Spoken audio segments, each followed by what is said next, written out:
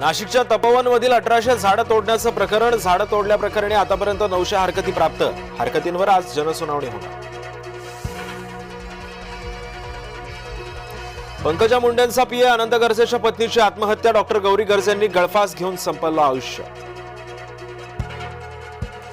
गौरी गर्जेची आत्महत्या नसून हत्या, गौरीच्या नातेवाईकांचा आरोप. तर आत्महत्येवेळी मी घरात नव्हतो, अनंत गर्जेनं आरोप फेटाळले. डॉक्टर गौरी आत्महत्या करणारी मुलगी नव्हती, अंजली दमानी यांची प्रतिक्रिया.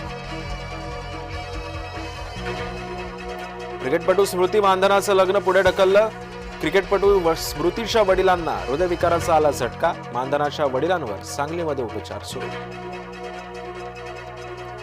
विकासाच्या मुद्द्यावरून माझी बिनविरोध निवड. फडणवीसांचा मामेभाऊ आल्हाद कलोतींचं विरोधकांना प्रत्युत्तर.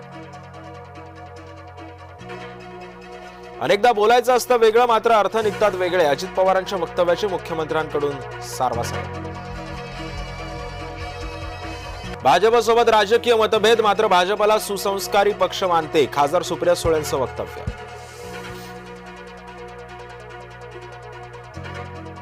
महाराष्ट्र सदनामध्ये कॅन्टीनमध्ये अचानक म्हस्के भेटले. दिल्लीमध्ये नरेश म्हस्केंची भेट. योगायोगानं उदय सामंतांच्या दाव्यावर अंधारेंचं स्पष्टीकरण. देशाला दिशा देण्यासाठी ठाकरे बंधू एकत्रित. माजी खासदार अरविंद सावंतांची प्रतिक्रिया.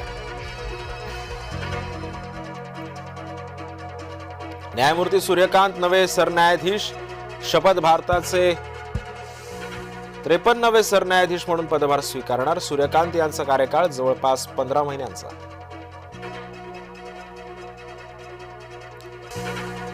भारतीय क्रिकेट संघाला नवं नेतृत्व. के.एल. राहुलच्या नेतृत्वामध्ये एकदिवसीय संघाचा कर्णधार. तर के.एल. राहुलच्या नेतृत्वात खेळणार टीम इंडिया.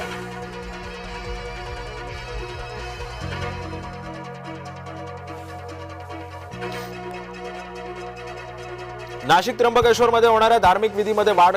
निवडणूक काळामध्ये नेते इच्छुकांच्या धार्मिक विधीकडे कल. धार्मिक विधीमध्ये 30 ते 35% वाढ झाल्याची माहिती. बुलढाण्यातील शाळेमध्ये विद्यार्थ्यांना रद्दी पेपरवर खिचडी देणं भोवलं. मुख्याध्यापक नरहरी टिकार निलंबित. पंतप्रधान नरेंद्र मोदी आणि इटलीच्या पंतप्रधान मेलोनी यांची बैठक. G20 शिखर परिषदेच्या पार्श्वभूमीवर पार पडली बैठक.